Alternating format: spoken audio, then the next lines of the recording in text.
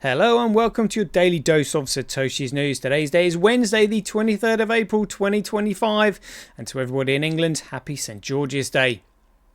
Branch your threads, expand your mind with treechat.ai or your posts pot and chain.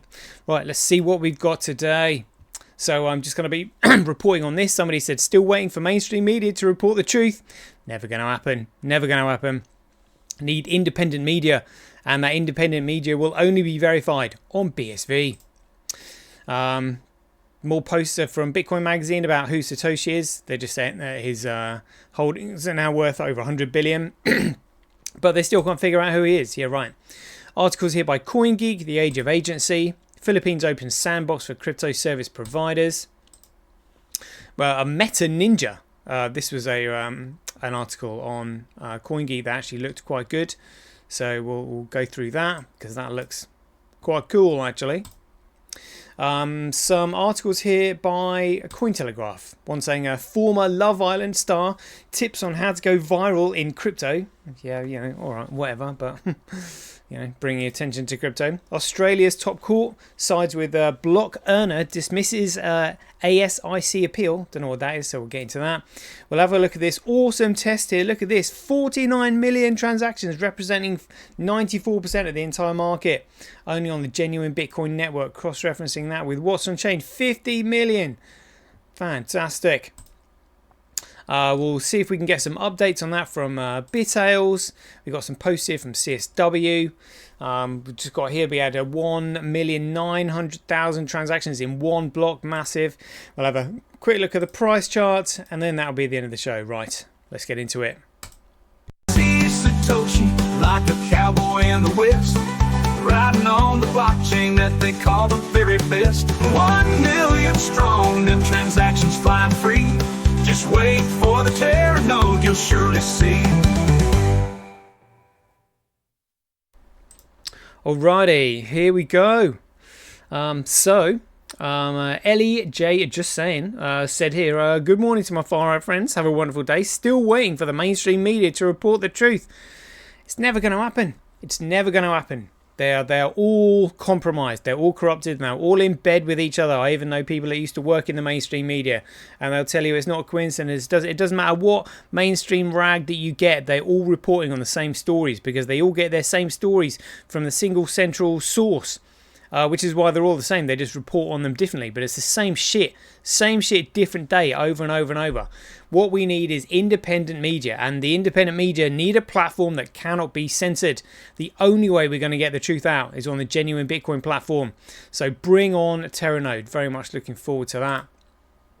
Check this one out. Bitcoin Magazine said just in, Satoshi Nakamoto's Bitcoin holdings are now above 100 billion. That's from Arkham Intelligence. It's like, yeah, right.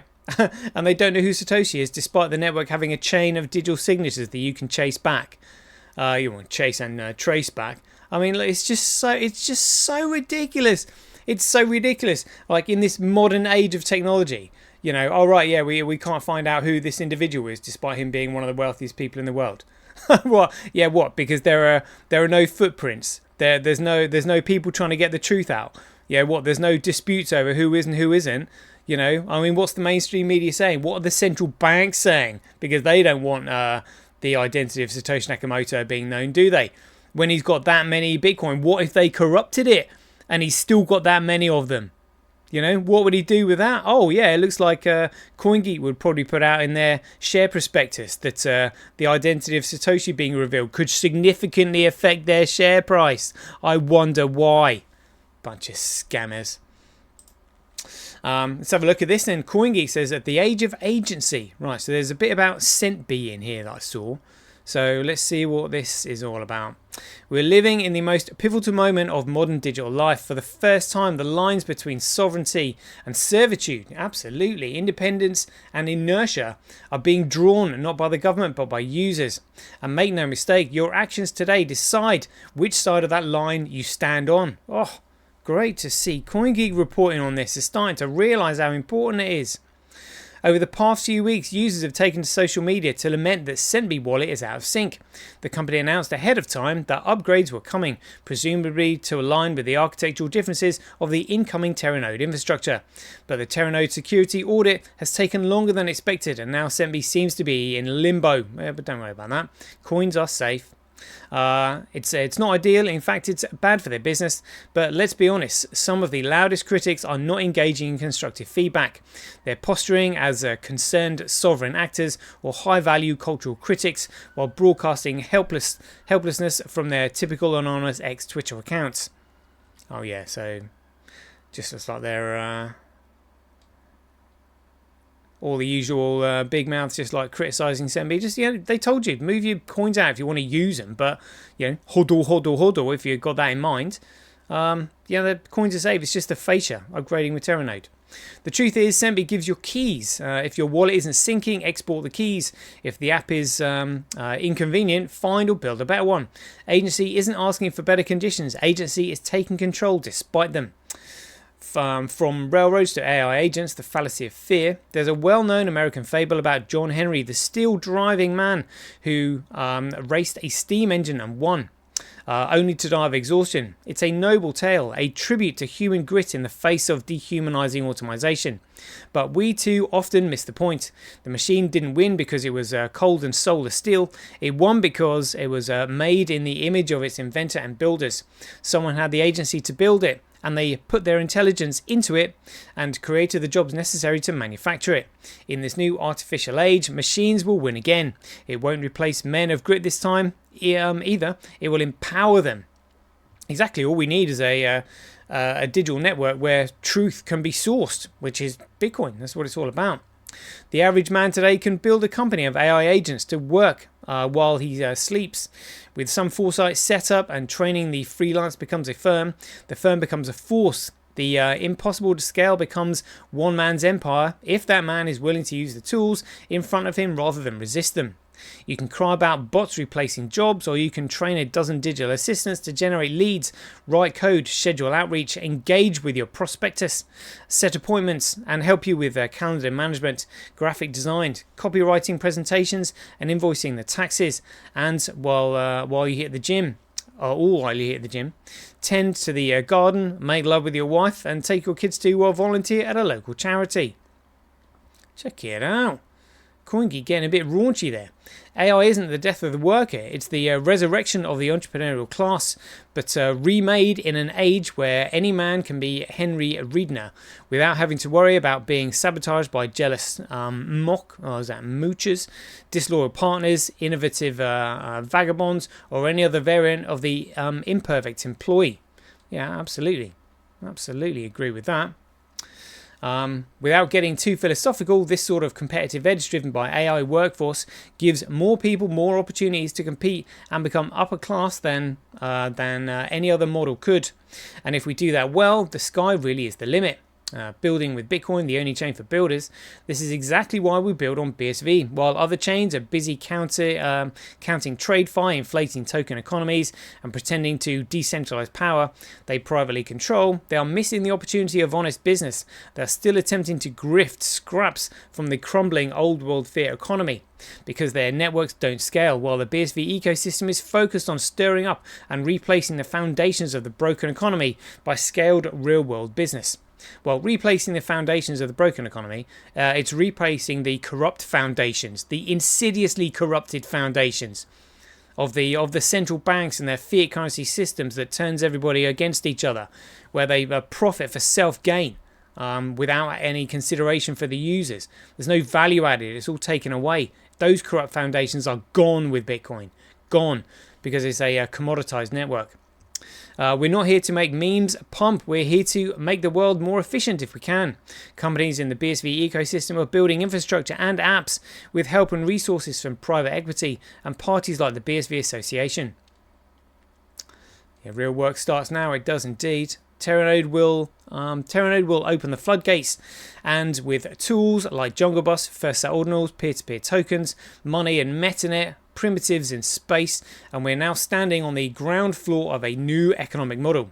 One where attention can be monetized by second, microservices can be settled in real time, payments and data integrity converge on the same ledger, and sovereignty starts with owning your keys and ends with building your kingdom. Before my critics call this a puff piece, let me be painfully clear. It doesn't matter how scalable Bitcoin becomes if no one uses it.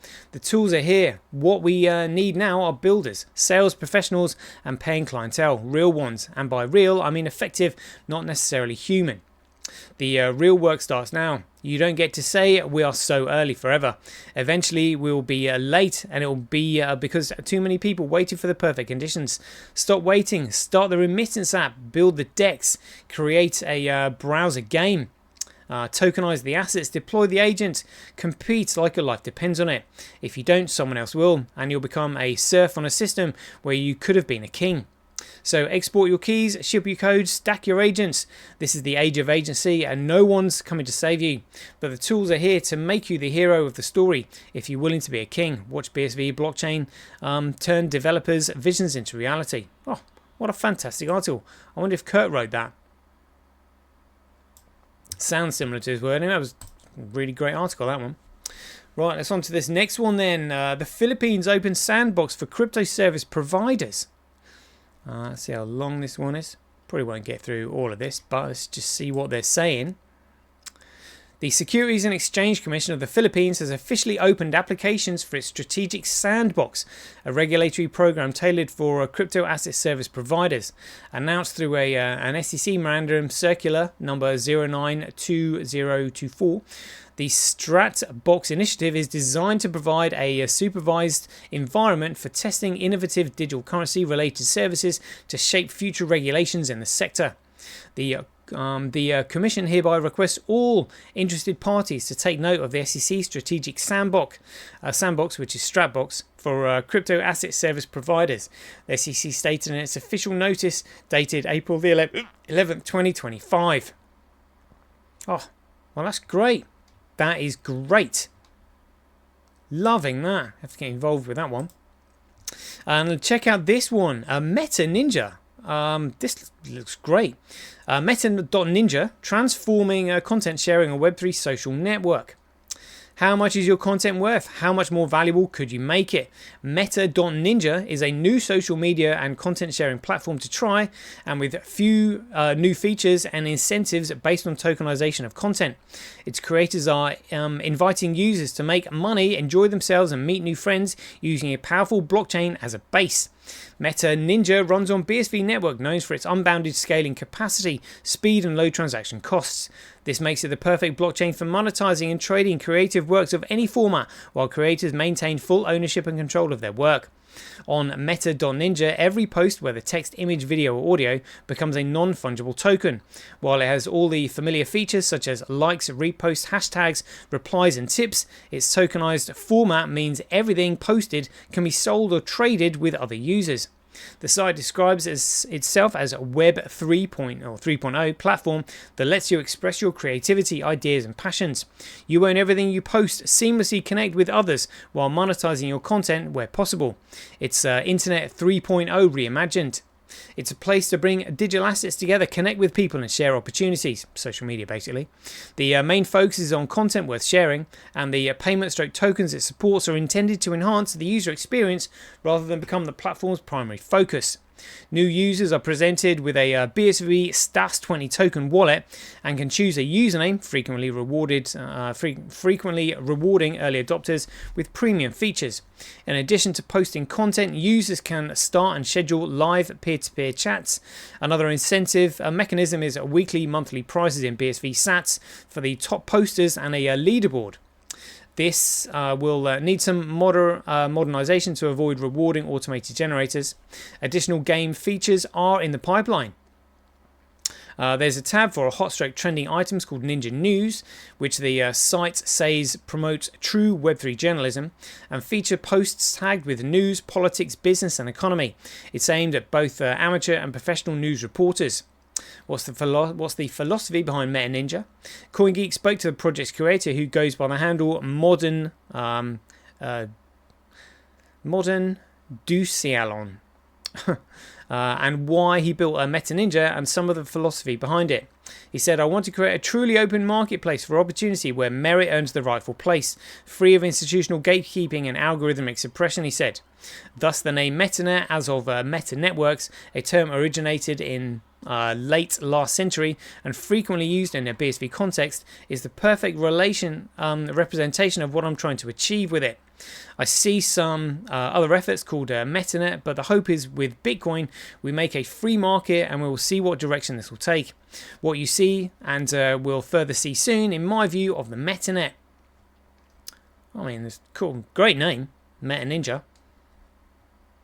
Yeah, it'd be interesting to see what else you can actually do on the platform. Web3 social media content is playing a larger role in the digital economy. Yeah, that's awesome. Censorship resistance. Here we go. Outright banning, chilling effects and censorship, yeah. That's cool. That looks really cool. Chuffed to bits with that. That quality news there, not compared to this piece of shite that we're looking at here, Cointelegraph. But let's see what they say here. So they've said former Love Island stars tips on how to go viral in crypto. Vanessa Sierra spent up to 5 hours a day talking to a random crypto people to pivot from Instagram influencer to crypto Twitter.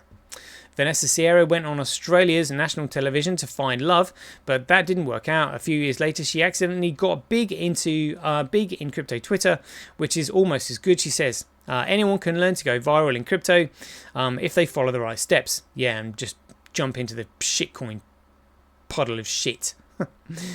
Sierra thinks Ethereum co-founder Vitalik Buterin would do well on Love Island. What's he going to do? That video picking his nose as introduction. As he is quite a funny person. I think he'd be entertaining, Sierra tells Hall of Fame, but adds there's a little chance he'd ever join the show. After making a name for herself on Love Island Australia 2019 and spending 14 days in the villa, Sierra says she has no intentions of blowing up on crypto Twitter. It kind of just happened, the 30-year-old Vanuatu-born Australian-raised Dubai-based crypto influencer says. She insists she didn't use her reality TV fame to get ahead in crypto, and she keeps the two worlds separate. What you can see on crypto Twitter, they're not the same as I have on Instagram, Snapchat or anything like that, she says, adding that she didn't cross-promote her existing fans when growing her Crypto Focus X account, which now has almost 187,000 followers. I'm really not interested in, reading any more of that. You get the gist of it. Let's see what they said here about Australia's top court sides with Block Earner dismisses ASIC appeal. Australia's financial regulator launched civil legal proceedings in November 2022, arguing that Block Earner needed a financial services license to offer its crypto-linked fixed yield earning products. Yeah, absolutely. Because they're all Ponzi scheming, earning yield. Yeah, just give us your crypto, and we'll just give you these shit coins in return. Just lose the custody of your own coins, give them to us. Absolutely, they need regulating. They're all scammers. The Federal Court of Australia has sided with fintech firm Block Earn. Oh, dear. No surprise there. In an appeal against a ruling that found it was required to hold a financial services license for its now discontinued crypto-related products. Block Earn's crypto-linked fixed yield earn product is not a financial product, I'd argue that it was, or a managed investment scheme, and is not a derivative under the Corporations Act. Justice David O'Callaghan, Wendy Abraham and Catherine Button said in an April 22nd judgment. The trio said a Block Earn's yield product couldn't be classed as an investment or financial product because users loaned crypto under fixed terms for interest payments and didn't pool contributions to generate further benefits. The terms and conditions framework framed it as a loan, and users had no exposure to the firm's business outside of the agreed interest rate they added. Nah. Not even, I don't agree with any of that at all. Not at all. Anyway, 19 minutes gone. Let's check this out. BitInfo charts. Look at this. Genuine Bitcoin now with 49,435,573 transactions over the last 24 hours, representing 94.6% of the entire market. I mean, look at that. So that means literally you've got 95.4% of this pie chart left for the 40,000 shitcoins on the market. It's absolutely huge. So that's 49 million transactions. Let's refresh that. 50,110,765. Let's see what What's on Chain is saying. 51,260,295 is still going up. Still going up. Fantastic stuff. Yeah, op return, look, 50 million. 58,380 transactions. Transaction sizes, or 8.79 gigabytes. That is massive. That is massive. Loving that. I don't think BitTales has posted any more on that. This was the previous one on April 21st, saying we're going to stress test the BSV network with a 2-hour transaction load. Yeah, we saw that one going absolutely crazy. BitTales retweeted Code and Light saying a big shout out to Kurt Botic Jr., Mine Like an Ape, for ingesting massive transactional throughput. Royalty style respect to the BitTales AIP, and What's on Chain for playing a role in certain portions of our transactions this week as well. We spread the love at Smart Ledger, still going. Beautiful. Are you ready for the Terra node? If yes, good, because we want to make sure we are too by running some tests on the mainnet. Stay tuned for more updates. Oh, fantastic, loving that. It looks like it's going awesome. Let's get some posts here done from CSW. CSW just trolling these shitcoiners here. He says, yep, the next boondoggle failed project, just like all the others in BTC. This time the scam comes dressed up as voluntary groups, which just means exchanges and trusted third parties. Brilliant, reinventing the exact thing Bitcoin was designed to eliminate. Welcome to the brave new world of adding trusted third parties back into Bitcoin. What an astoundingly stupid idea.